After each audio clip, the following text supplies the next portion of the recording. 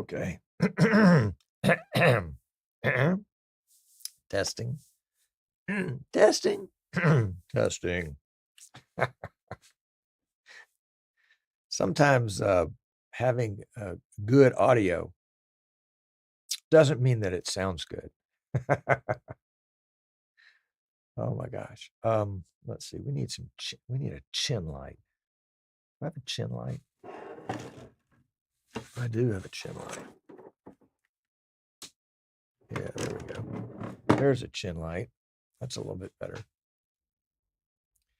And my glasses turn a little darker when I look into the light. So yeah. All right, let's try something here. We've got a little small issue today with vMix Social. I'm not sure if it's on my end or if it's a API end. Dennis is doing not bad today. Good. Big thing, thumbs up. Hold on. There we go. That's what we were looking for. Gee whiz. My grandchild is doing great. Thank you. He is my third grandson, who is the son of my third son. And I am the oldest of three sons. So yeah, they're a bunch of boys. Going back to 1929 was the last time there was a girl born on in the Sinclair family, in my line. My dad was the younger son, and his sister was the last girl born into the family. So my dad had three boys. I was the oldest. I had three boys. My three boys have had three boys. My second brother, my middle brother, has two boys. So that's the boys. Holy cow. So when we did the gender reveal party, it was kind of like, okay, what's new? We'll see. But the pregnancy with that little guy, his name is Rhett. Rhett and his mom's pregnancy was really rough. And to the point where they had to do an emergency C-section to get him into this world. And but since then, she's healed great. All the symptoms that she had during pregnancy of unpleasantness are gone. He is a happy, healthy, bouncing baby boy. Got a call last night that he's fussy all the time now, which they think means he's teething. So he's a little ahead of schedule on that, but that's okay. But he's great. No, thank you for asking, Steve. He is doing well, and in fact, we're going to see him next weekend. I'm really excited about that. Yep, really excited about that. It's the first son of my youngest son, so I hope they will have more. Probably boys, but you never know. The first girl is going to be kapow. Amazing. All right, before we get into the show, which is 6 minutes and 4 seconds away, I wanted to show off something that we worked on a little bit last week. And last week we were talking about vMix 11 we were talking about Windows 11 and vMix 26 and the difference between the CPU usage. Like they were showing, vMix was showing 2% and Windows was showing 100%. And I thought I would show you my current system. This is an i9 10-core system.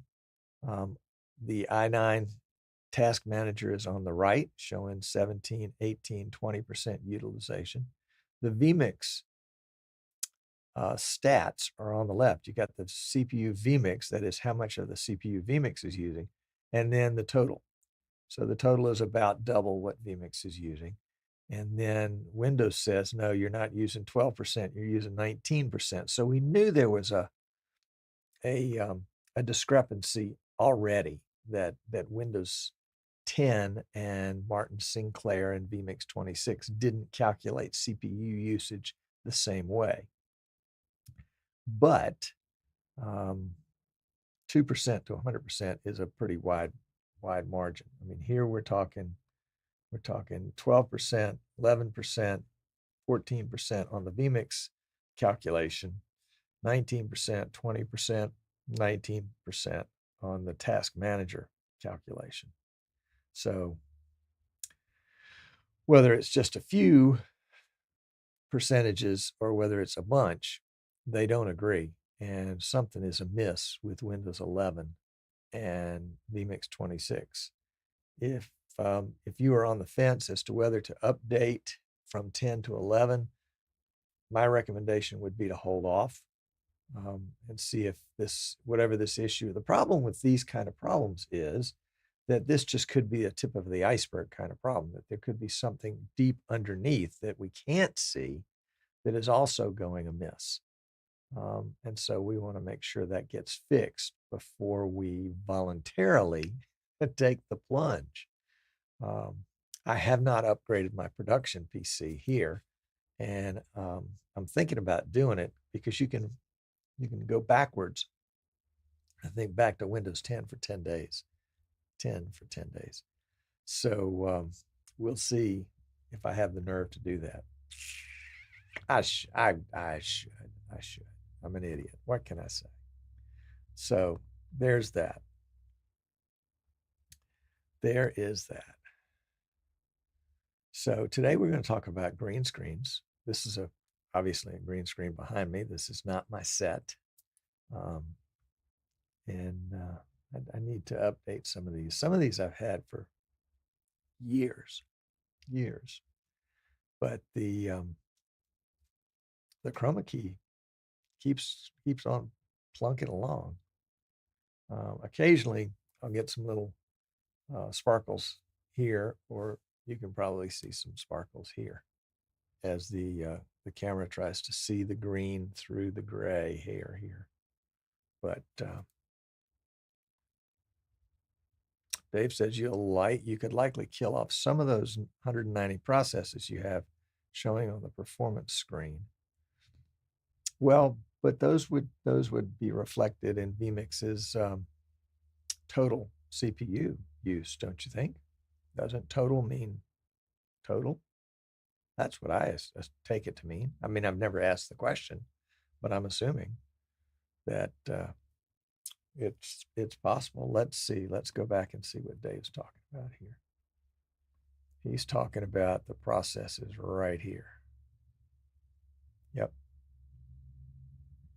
And it may be that we went and we killed off some of those processes, but you never know what's good and what's not good. Yeah. So we're not going to worry about that too much today. We're just not going to worry about it. There you go. That's the solution. Don't worry about it. It's a Scarlett O'Hara thing. It was a great movie made in I guess the 50s. May have been the 40s, but I think it was the 50s, called Gone with the Wind, about the U.S. and the southern United States before and during the Civil War. Might even been post-war too. But there was a character in there named Scarlett O'Hara, who was the daughter of a very wealthy landowner, and her big thing was not to worry about it today. Whatever it was, we'll worry about it tomorrow. I like that. We'll worry about it tomorrow. Dave says, but recovered resources is still a good thing no matter what. That's true. That's true. Otherwise, they're just like little leeches. They're just sucking the energy from your CPU. Yep. I get that. Whoops. That's what we're looking for. There we go. 191 processes. And look at all the threads. Oh my gosh, Dave, look at all the handles. We need to get rid of some of those handles. We got 233,000 handles. Holy cow. Let's get started here. We're going to hit the purple button on our X keys 80.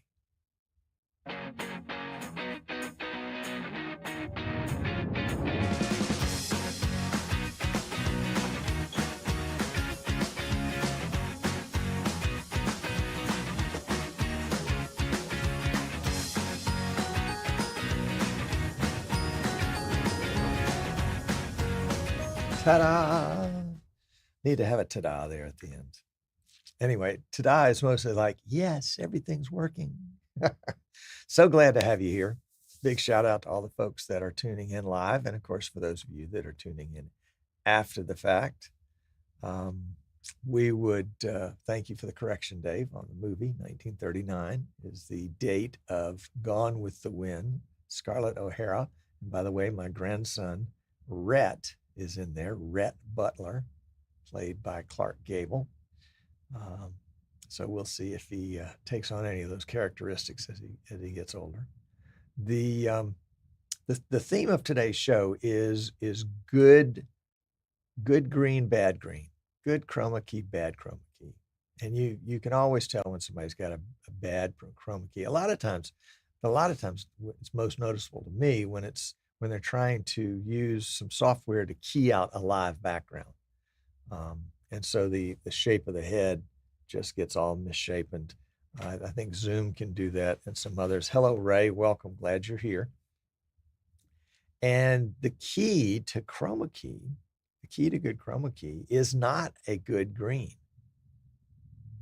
It's a good white. What do you mean, Tom, a good white? Well, by good white, I mean, let's see if we can do it here live. We're just going to turn off the chroma key. So you see what my screen looks like normally. There it is. That's my green screen. And it's not particularly fancy in any way. Let me zoom out a little bit so you can get a feel for it. And you can see that it's not particularly evenly lit. I didn't iron the wrinkles out of it.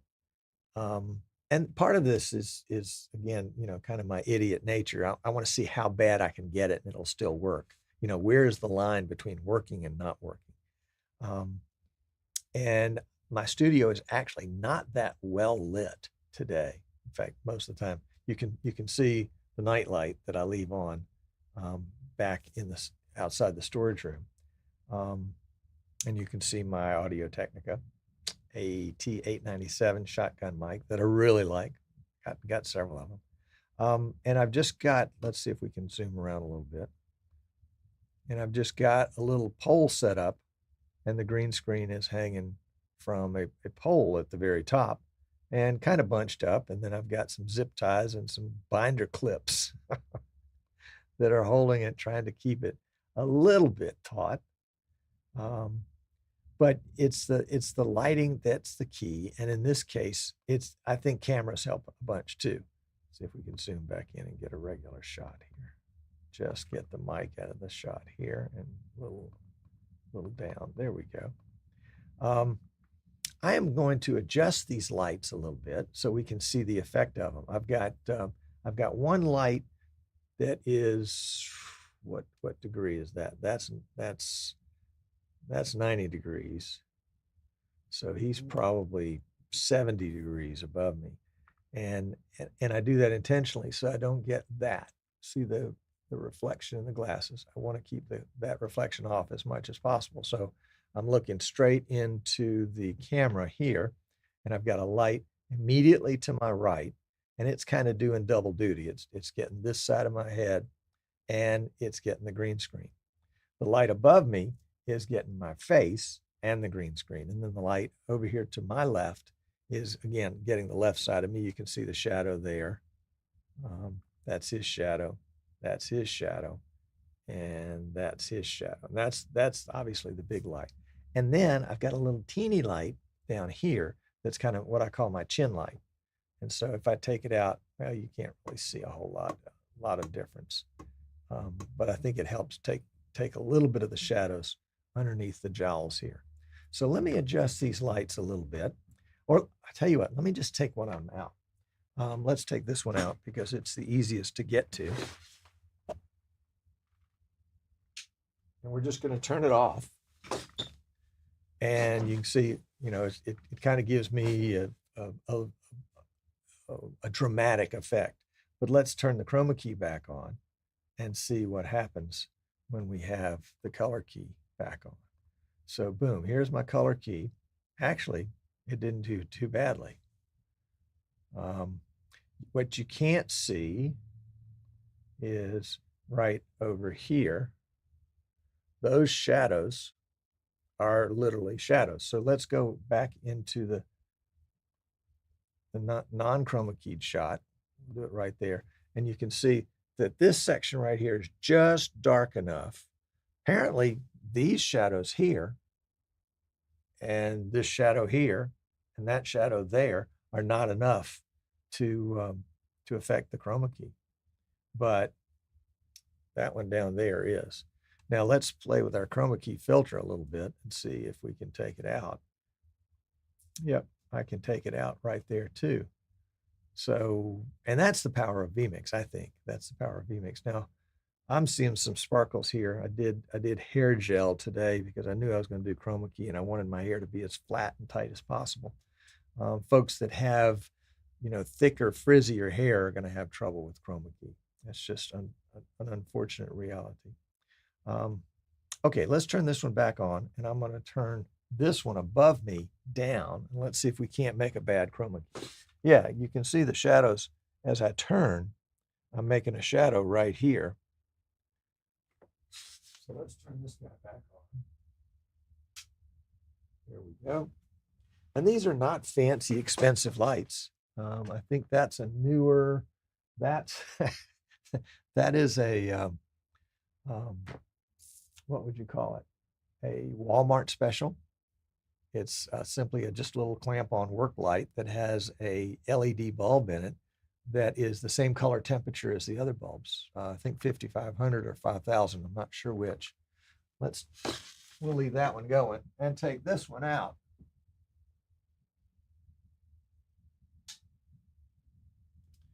Okay, so we've taken that top light out, which of course leaves me much in the shadow, but golly, the key is still not bad.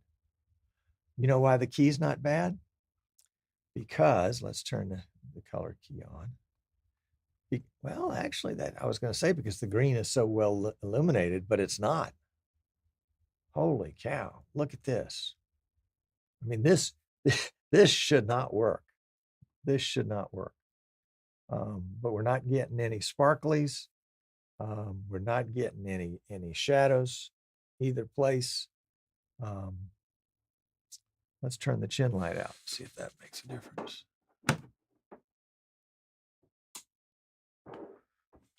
It makes it darker. I mean, obviously the color's not right because we're in the dark. Let's take that light out and see what happens.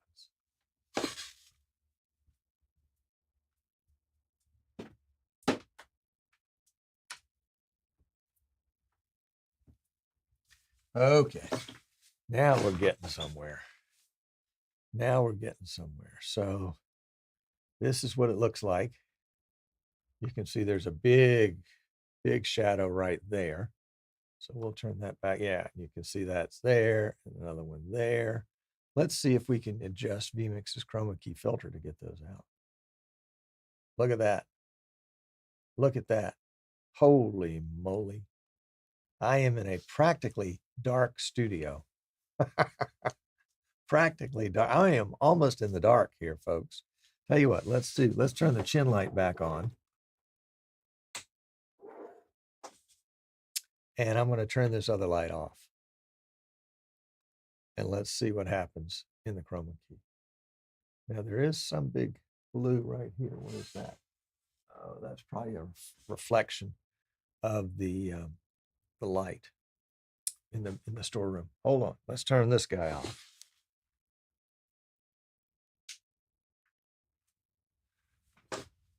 Okay, now I'm completely in the dark. I've got a chin light here. And that's the only way you can see me. This is what it looks like in the camera image. There's a little bit of light over here, and that's because of the light coming from the storage room back there behind the curtain. So we'll turn the Chroma Key on and see if we can't get it.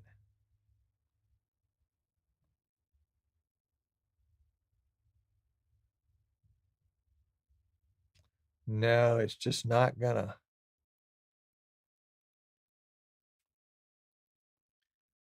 playing with all the different settings, we're just not going to get it to work in the dark. Imagine not being able to get it to work in the dark. Now, this is a good example of a chroma key that is not set up correctly because there's not enough light. Ooh, boy, that's horrible looking. All right, let's turn some lights back on.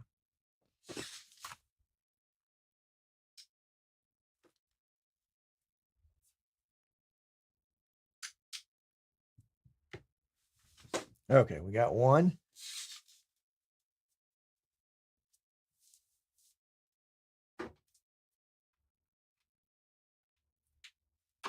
We got two.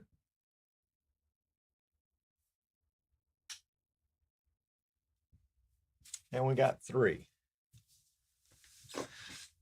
And you can see my head is shrunk because we're asking vMix to do a lot of chroma key because there wasn't enough light. So let's take that guy back down to about where he would be. Let's turn it off again so you can see. Background is well lit. It's not even. It's not completely flat, but it is pretty even. It's pretty evenly illuminated. It's just not. It's got lots of wrinkles in it, and some of the wrinkles are like, that thick. The cloth comes out that far, especially over here. You can see that. So we'll turn the chroma key back on. We'll take the filter all the way down. That's the lowest setting on the chroma key filter. Let's see. We want to stay right there. And as we move the filter across, I like to come until I start seeing a negative effect. And then I back off slightly because I think that's going to give me the best coverage, especially for the hair and the shoulders. Now, I have had some chroma key setups where I have had a backlight, which is above me and slightly behind me, that's going to shoot down on my shoulders. And there were times when I would wear, am I sparkling right here? Yeah. There were times when I would wear black shirts or red shirts, and it really was necessary. I think the blue is much easier to key out for whatever reason. Even though green has some blue in it, yeah, this one is easier to work with.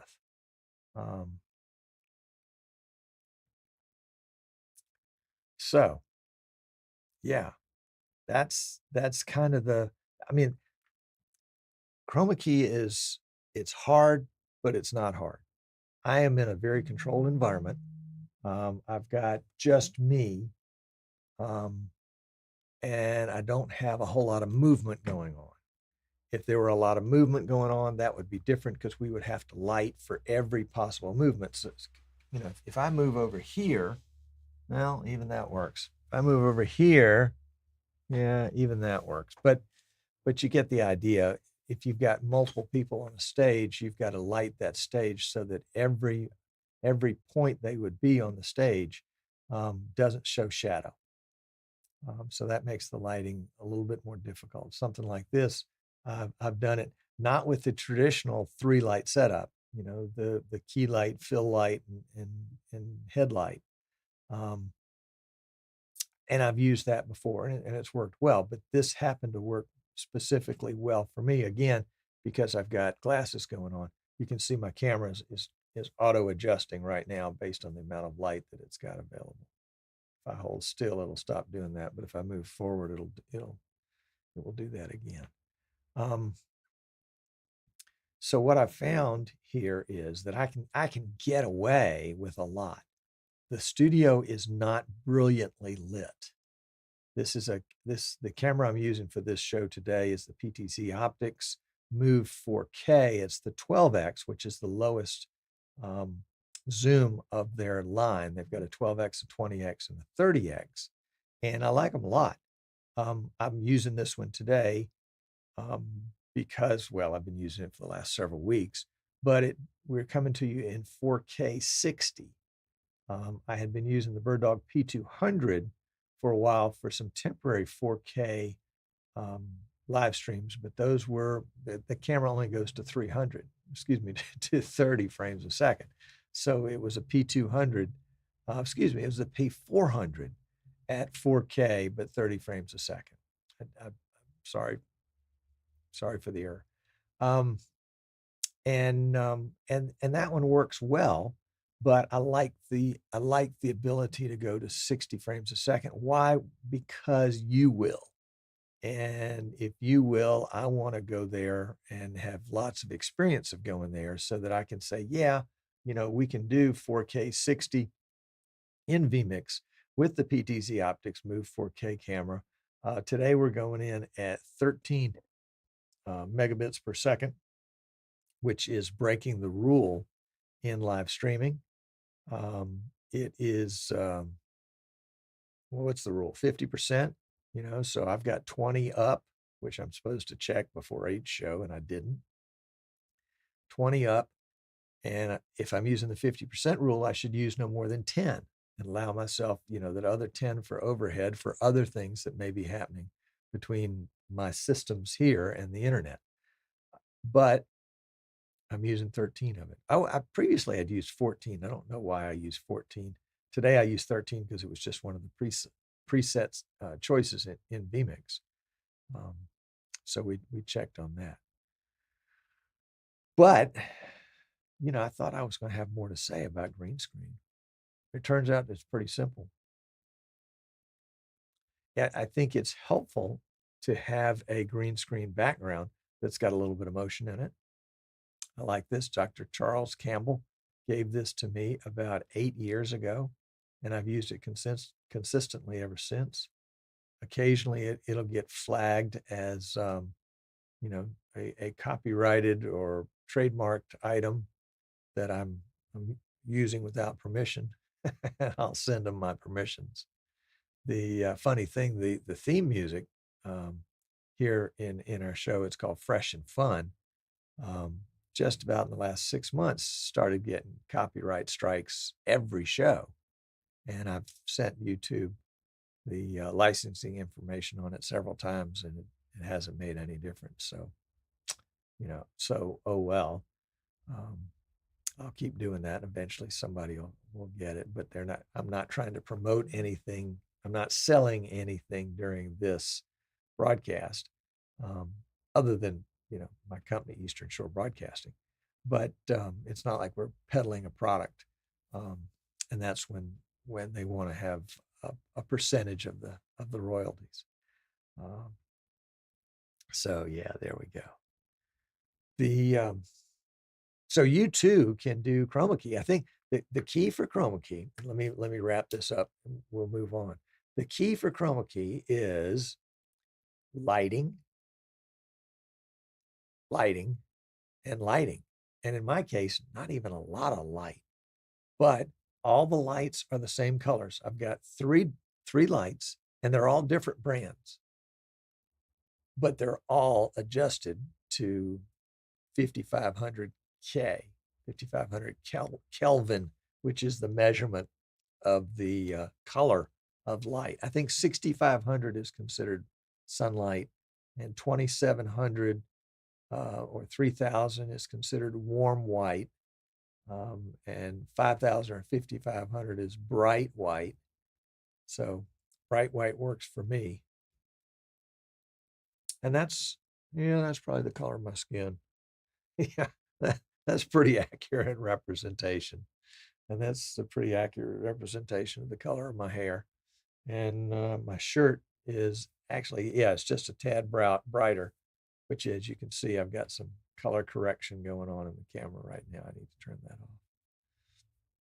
So if you're going to do Chroma Key, make sure your lights are the same color.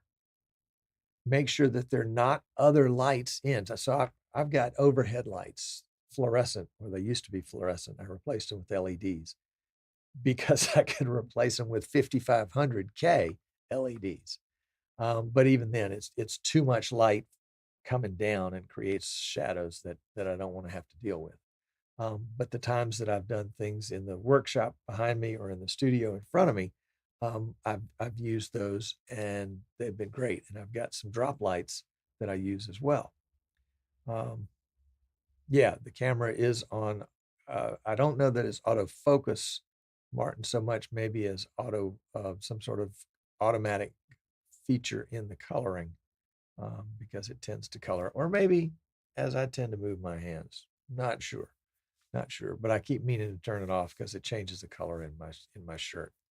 Um, but Martin, glad to have you. Welcome. Glad to have you here today. Coloration of the lights is key. And I think even spread of the lighting is key. For me, I didn't want to go too low because I didn't want to have the lights in my eyes reflected in my glasses.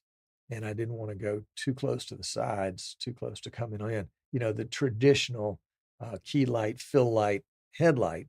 I said, let's take the key and fill lights and throw them out much wider. Let the headlight move it forward.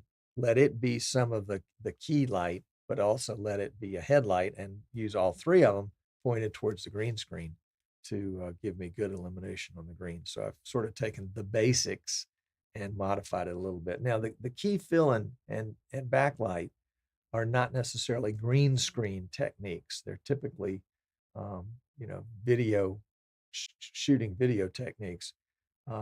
And if we were to use a key fill and a backlight, we would probably have to do some more lighting to the green screen separately.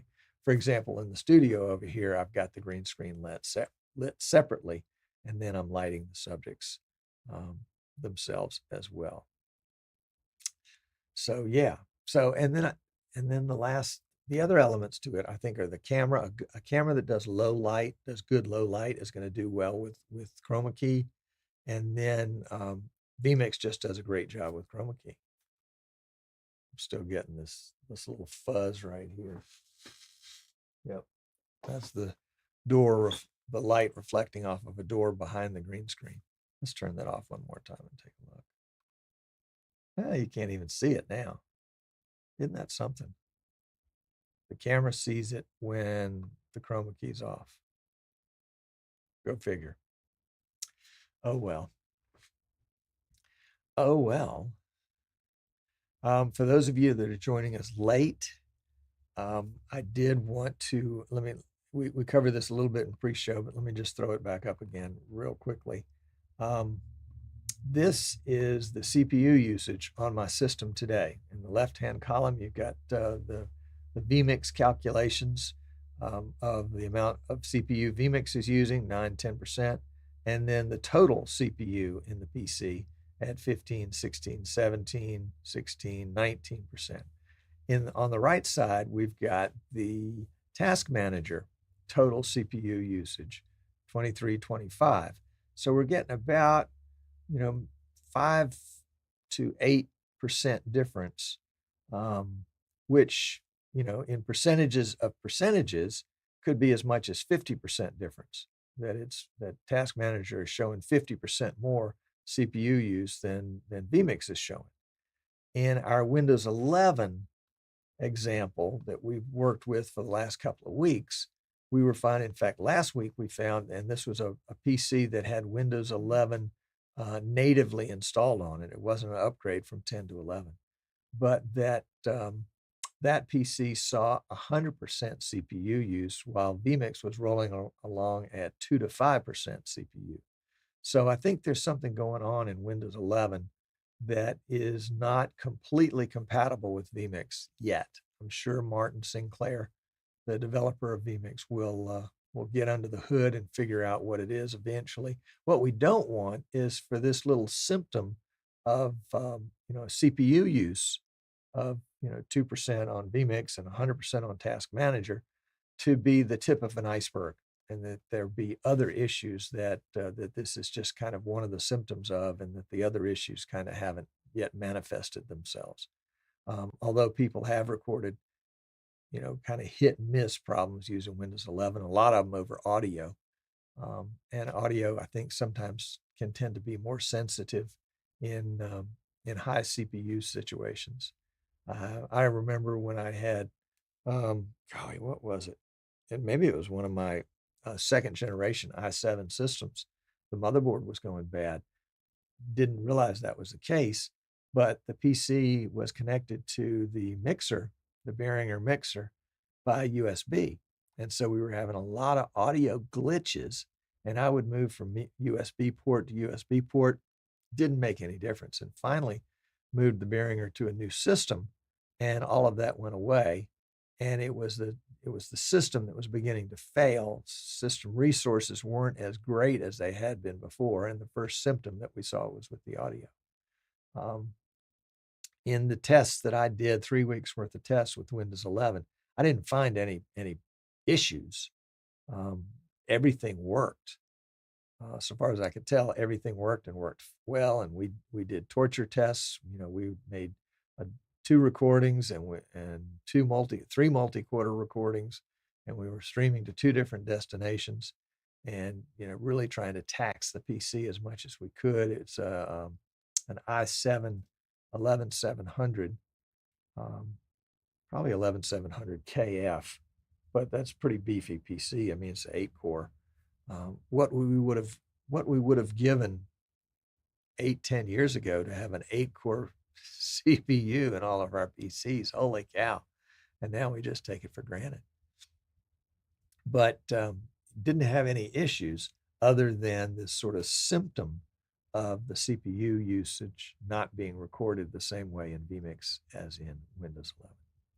All right, so I think I've beat that dead horse to death, as they say. Let's close out this portion of the show, and we'll go to the post show and take your questions, and we'll be right back.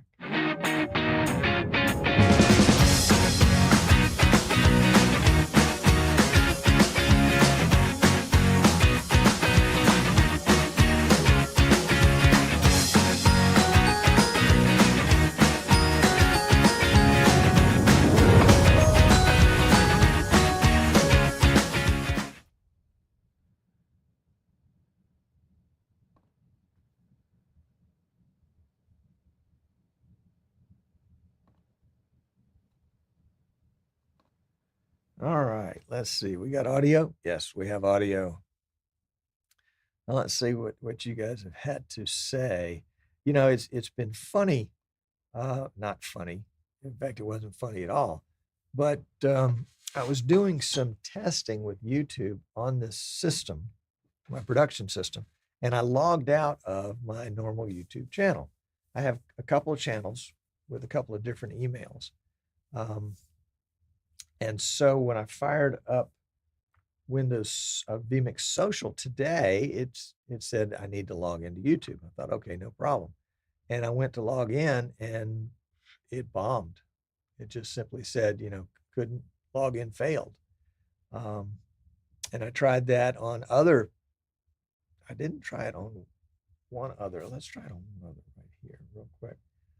I tried it on one other login, and that one failed too. And so I'm going to try it on a third login now, just to see if we can't get it somehow to determine whether it's operator error or whether it's let's see. Let's use another account. Bear with me just for a second, because I don't want to report that there's an issue with this if there isn't.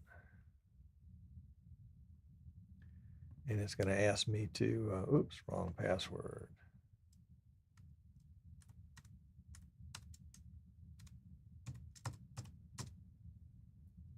There we go. And now it's going to want me to authenticate on my Galaxy 10. Come on. Here we go.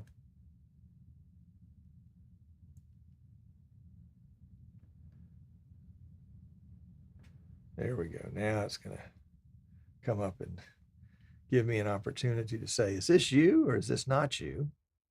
And it is me. There we go. Is it me? Yes, it is me. And so now let's go and log in, and we'll do our YouTube, and we'll allow vMix to do it. And the little symbol went away.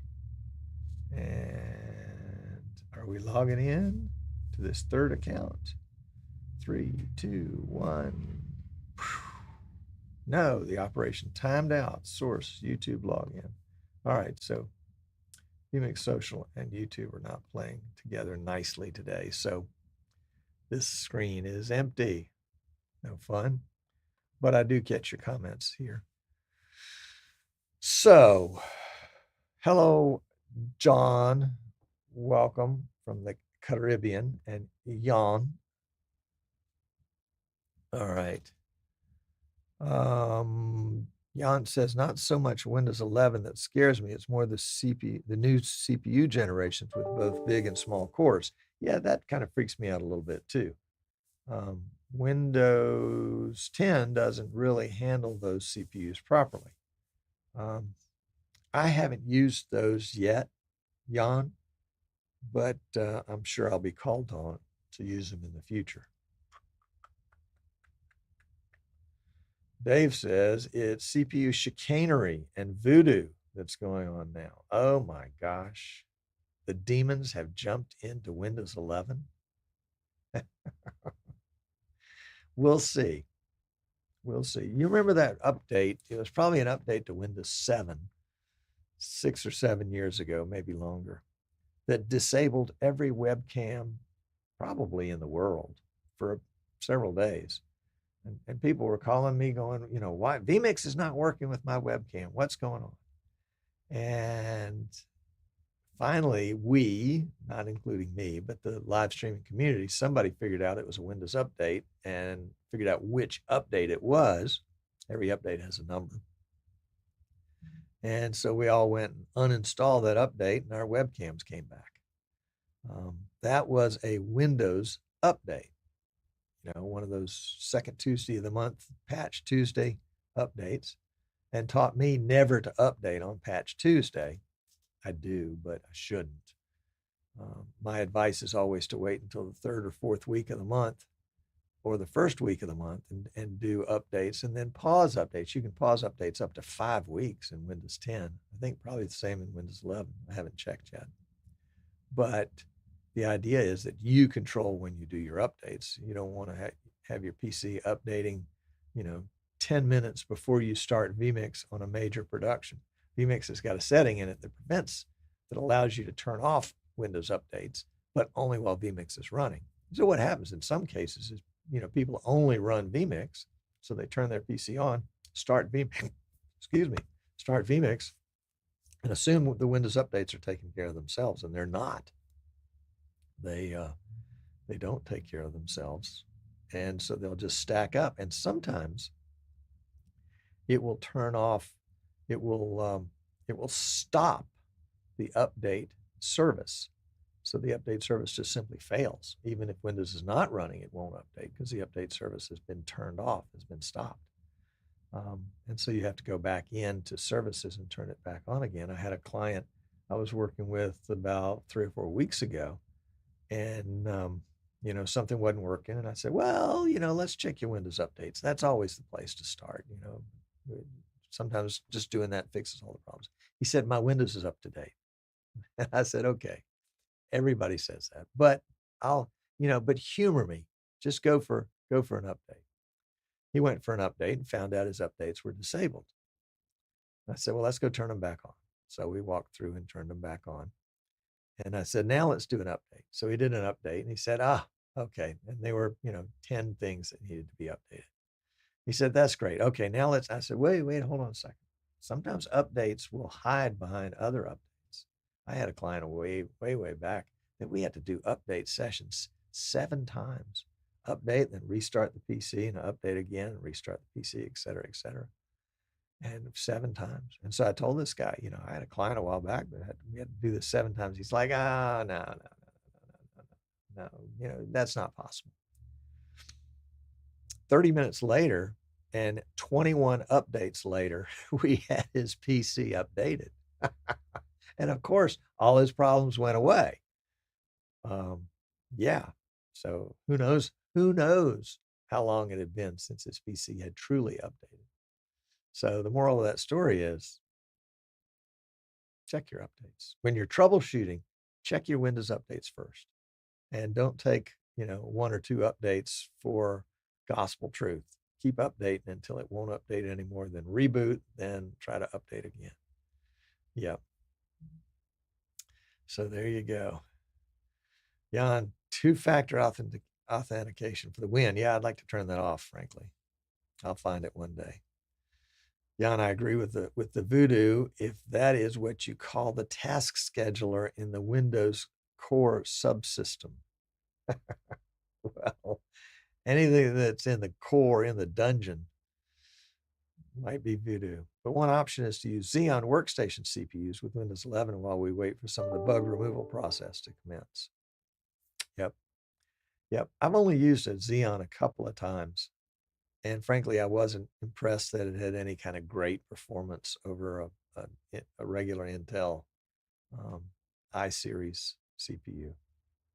So that's just me. So Xeons were never kind of on my list of things to look out for. But I know a lot of times you can get a HP workstation or something like that for pennies on the dollar that has just tons and tons of horsepower and CPUs and RAMs and GPUs and drives. Yeah, it makes it a good upgrade option. Yep. Let's go back and check again and see how we're doing, because we are not recording anymore. So let's see what we're doing here. Not recording 13, 12, 15 versus 19, 18. Yeah, so there's a little bit of difference. Process is down a little bit. Handles are down a little bit. Threads are down a little bit. That's what all the live streaming, the recordings were. Yep. Uptime, what is that? That's seconds, minutes, hours, days. So it's been 14 days since I've rebooted this PC. Yep. I like to leave this one on, and don't tell anybody, but I like to leave it on. So it's something that I can get access from here. And sometimes I'll do work from here when I'm not really here. Dave says Xeons were made to be highly reliable, not fast. Jan says Xeons are not super fast, but are harder to bog down like a truck. Okay, I'll take that. That is not necessarily something I'm looking for. I'm looking for raw, blazing speed, consistent speed that doesn't produce tons of heat. Yeah. I'm kind of excited. I've got finally, after all these years, I've broken down and I've bought a workbench stand for PCs. So it's got a place where you can mount a motherboard. It's all open to the air. And in the past, I've just built the systems on the motherboard box. And so now I'm going to try this stand and see how this works. If nothing else, it'll be a great test bed that I can use when I need to test a component and see if it's working correctly or not. Putting it into a known working system is a good way to test those kinds of things. So I can swap out GPUs and CPUs and RAM. Won't be able to swap out motherboards quite as easily. But yeah, good stuff. Good stuff. Well, guys, I think I'm going to take off. I've enjoyed hanging out with you today. We kind of got into the minutia, but that's okay. And I look forward to next week. Have a good week. Have a good weekend. And do something fun. Do something fun. All right. Very good. We'll catch you later.